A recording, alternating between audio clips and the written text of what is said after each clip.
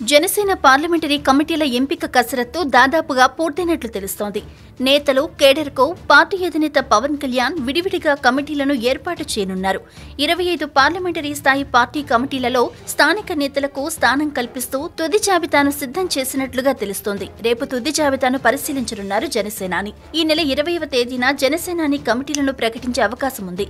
ఈ మేరకు జనసేన ఓ ట్వీట్ చేసింది. పార్టీ కమిటీల ఎంపిక దాదాపు పూర్తయిందని, ఈ నెల 3వ తేదీ నుంచి 11వ తేదీ వరకు విజయవాడలో జరిగిన జిల్లాల సమీక్ష సమావేశాల్లో కమిటీల ఎంపిక కార్యక్రమం ప్రారంభమైందని, జాబితాలకు సీనియర్ నాయకులు తుది మెరుగులు దిద్దుతున్నారని, మా నాయకులు కేడర్కు వేర్వేరుగా కమిటీలను నియమించాలని పవన్ ఆదేశించారని పేర్కొన్నారు. శుక్రవారం సాయంత్రానికి తుది జాబితాను జనసేనానికి సమర్పిస్తామని పేర్కొన్నారు. పరిశీలన తర్వాత నియామకాలను ప్రకటిస్తామన్నారు. విదేశీ పర్యటన అనంతరం పవన్ కళ్యాణ్ పూర్తిగా పార్టీపైన దృష్టి సారించారు. వరుసగా జిల్లాల నేతలతో సమీక్షలు నిర్వహించారు. జిల్లాలోని సమస్యలు తెలుసుకుంటున్నారు. త్వరలో జిల్లాల్లో కూడా పర్యటించి స్థానిక సమస్యలపై అవగాహన కల్పించుకోనున్నారు. అదే సమయంలో పవన్ కళ్యాణ్ 2019 అసెంబ్లీ, లోక్సభ ఎన్నికల్లో ఎవరికి టికెట్లు ఇవ్వాలనే అంశంపై కూడా దృష్టి సారించారు.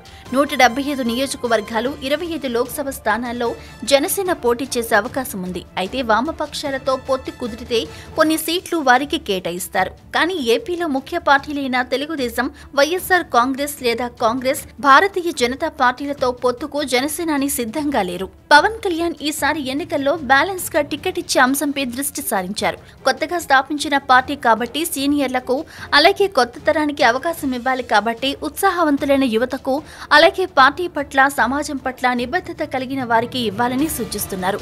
కొత్తగా ఎన్నికల బరిలోకి దిగుతున్నందున కేవలం యువతతోనే నెగ్గుకు రాలేమని భావించి సీనియర్లకు కూడా ఆయన రెడ్ కార్పెట్ పరిస్తున్నారు. అయితే ఇతర పార్టీల నుంచి వచ్చే నేతలను ఏరికోరి తీసుకోనున్నారని తెలుస్తోంది.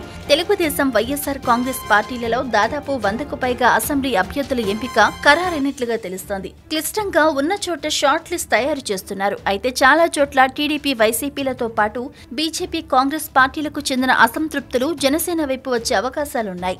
ఈ కారణంగానే పవన్ కళ్యాణ్ టీడీపీ, వైసీపీ ప్రకటించిన తర్వాతే అభ్యర్థుల ప్రకటనకు సిద్ధమైనట్లుగా తెలుస్తోంది.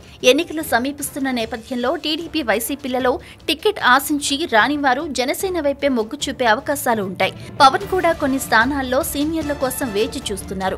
ఎన్నికలకు ముందు ఎవరైనా తమ పార్టీలకు చెందిన నేతలు ఇతర పార్టీల వైపు, ముఖ్యంగా జనసేన వైపు చూస్తారనే ఆందోళనతో టీడీపీ, వైసీపీలు ఉన్నాయనే వాదనలు వినిపిస్తున్నాయి. జనసేన పార్టీకి ముఖ్యంగా అభ్యర్థుల కొరత ఉంటుంది. అదే సమయంలో వైసీపీ, టీడీపీలో టికెట్ రాకుంటే అసంతృప్తి నేతలు చూసేది జనసేన వైపే అంటున్నారు. కాబట్టి చంద్రబాబు, జగన్ జాగ్రత్త పడుతున్నారని చెప్తున్నారు.